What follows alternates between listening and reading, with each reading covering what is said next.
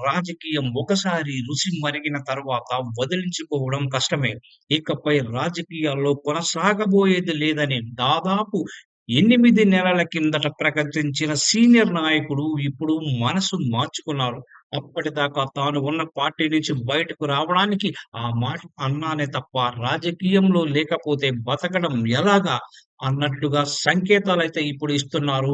అధికారం చలాయిస్తున్న పార్టీలోకి జంప్ చేయడానికి రంగం అయితే సిద్ధం చేసుకుంటున్నారు. ఆయన మరెవరో కాదు, 2 దఫాలు విజయవాడ ఎంపీగా గెలిచి గత ఎన్నికల్లో ఓటమి పాలైన కేశినేని నాని. ఆయన ప్రస్తుతం బీజేపీలో చేరడానికి రంగం సిద్ధం చేసుకుంటున్నట్టుగా వార్తలైతే వస్తున్నాయి.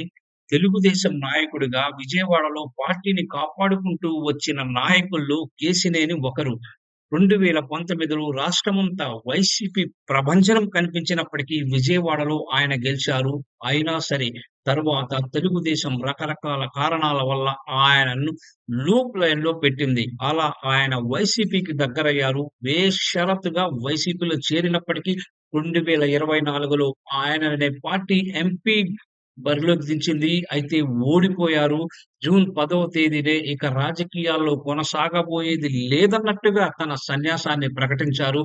అయితే తాజాగా కేశినేని నాని మనసు మార్చుకున్నట్టుగా వార్తలు వస్తున్నాయి.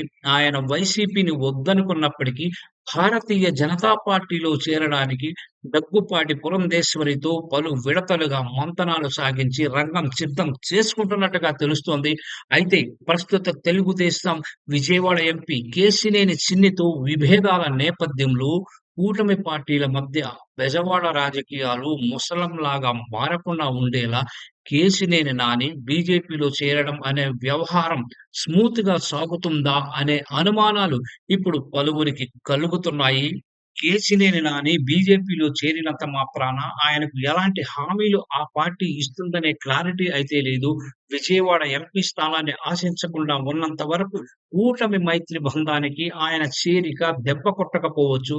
కానీ ఆయన తన పాత స్థానమే కావాలని భీష్మించుకొని కూర్చుంటే గనక తకరారు తప్పదు.